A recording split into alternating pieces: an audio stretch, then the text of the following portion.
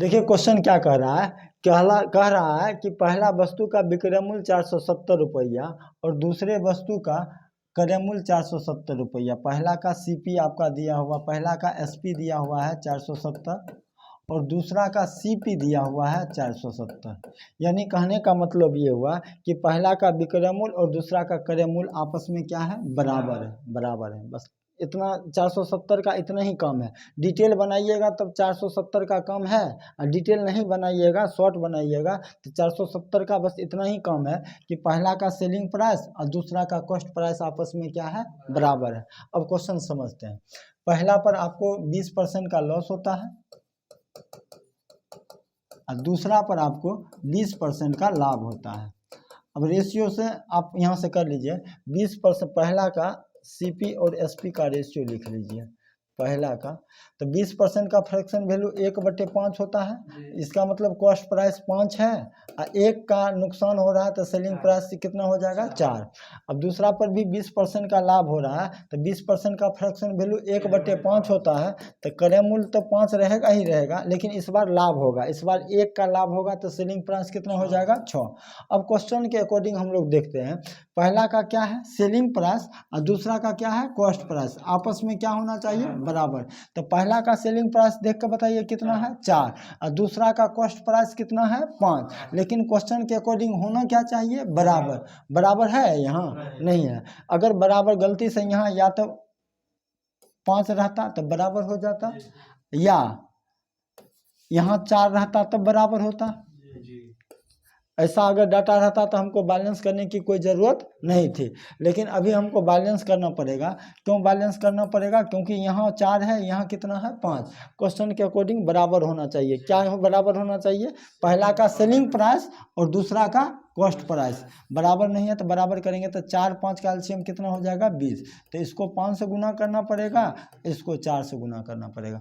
5 से गुना करेंगे तो ये आपका 25 बन जाएगा, 5 से गुना करेंगे तो ये आपका 20 बन जाएगा, 4 से गुना करेंगे तो ये 20 बन जाएगा और 4 से गुना कर देंगे 24। अब देख कर बताइए पहला का सेलिंग प्राइस कितना है, 20। पहला का सेलिंग प्राइस 20 है और दूसरा का कॉस्ट प्राइस कितना है, 20। दोनों बराबर हो गया है।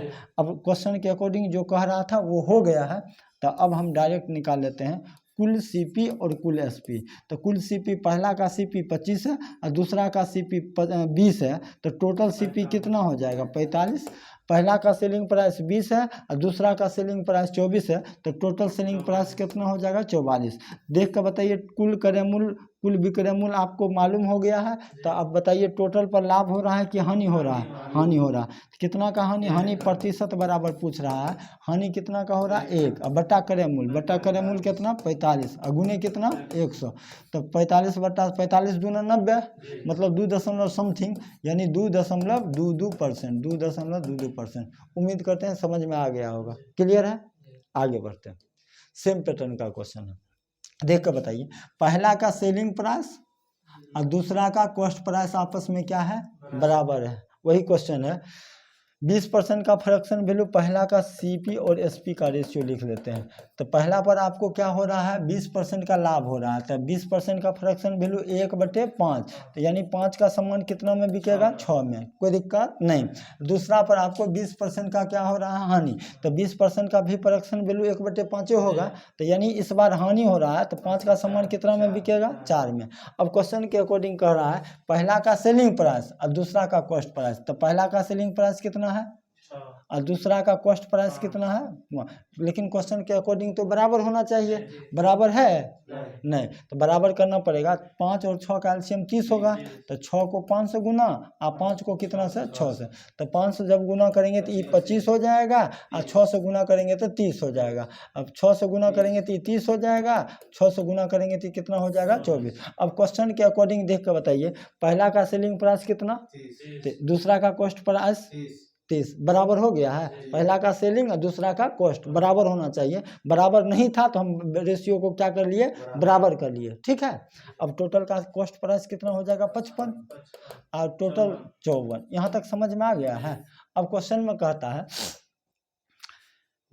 कुल हानि कितना होगा, तो एक चीज पहले तो ये आपको मालूम करना पड़ेगा, टोटल पहला का क्या है, 960 क्या है, विक्रय मूल्य क्या क्या क्या है पहला का, ये पहला का विक्रय मूल्य है, तो पहला का विक्रय मूल्य कितना ले लीजिए 30, या तो 30 बराबर 960 लिख लीजिए, या दूसरा का क्रय मूल्य कितना है, तो दूसरा का क्रय मूल्य कितना है 30, दोनों जगह से कहीं से भी शुरू हो सकते हैं, कोई दिक्कत है।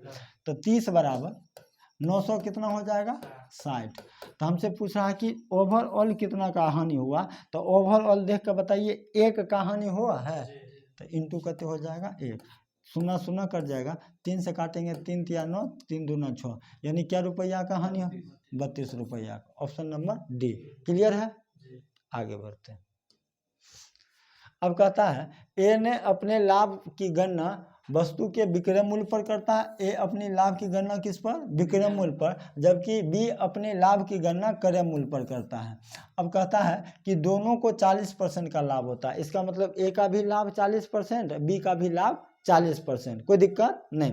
तो 40% का फ्रैक्शन वैल्यू होता है 2/5, कितना 40/100 करेंगे तो ये आपका 20 दूना 40 और 20 पंचे 100, कितना हो जाएगा 2/5। अब देख के बताइए, पहला जो अपना लाभ की गणना करता है किस पर करता है, इसका मतलब ये 5 सेलिंग प्राइस हो जाएगा, 5 क्या हो जाएगा सेलिंग प्राइस। अगर कुछ नहीं बोले सीधे 40% लाभ बोले, 40% लाभ बोले, तो 40% का मतलब 2/5 होगा, तो उस स्थिति में 5 क्या हो जाएगा क्रय मूल्य। जनरली लाभ जो निकलता है वो क्रय मूल्य पर निकलता है, तो नीचे वाला आपका क्या हो जाएगा क्रय मूल्य। लेकिन अगर हम आपसे कहेंगे कि लाभ विक्रय मूल्य पर होता है क्या, तो इसका मतलब समझ जाएंगे नीचे वाला जो है, नीचे वाला चीज वो विक्रय मूल्य है, वो क्या है विक्रय मूल्य। ओके है।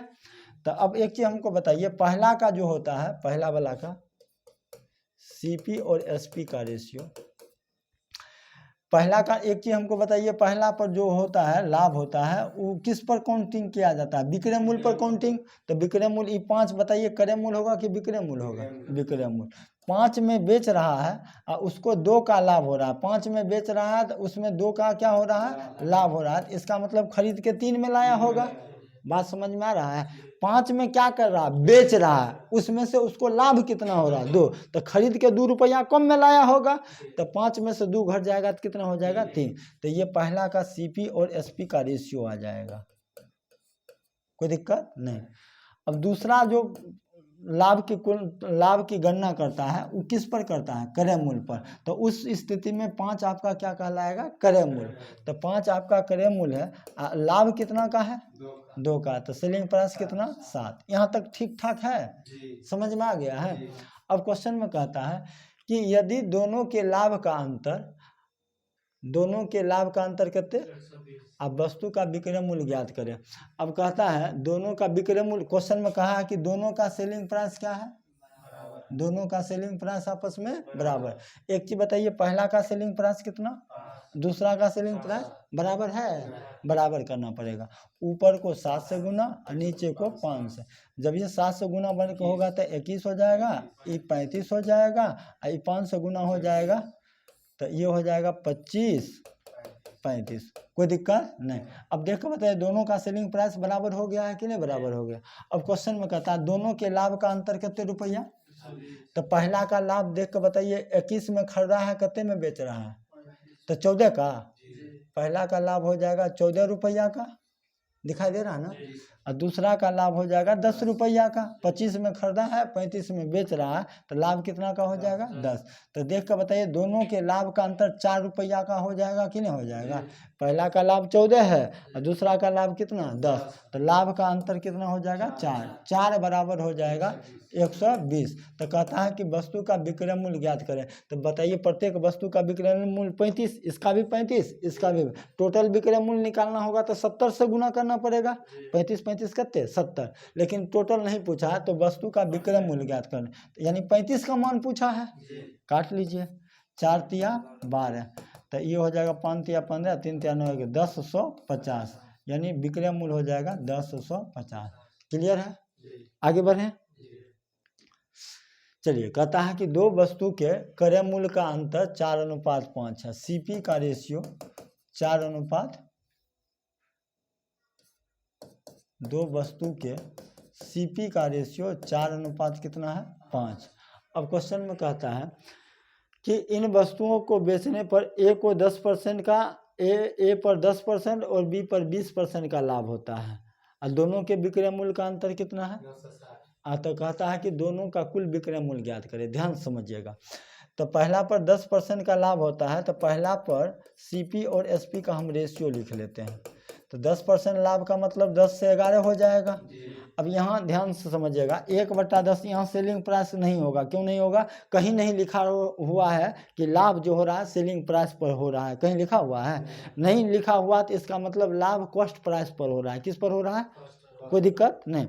तो 10 का सामान कितना में बिकेगा? 11 में। अब दूसरा वस्तु पर 20% का लाभ बढ़ता है। 20% का फ्रैक्शन वैल्यू 1/5, यानी सीपी कितना हो जाएगा? 5 और 1 का लाभ हो जाएगा तो कितना? 6। कोई दिक्कत नहीं।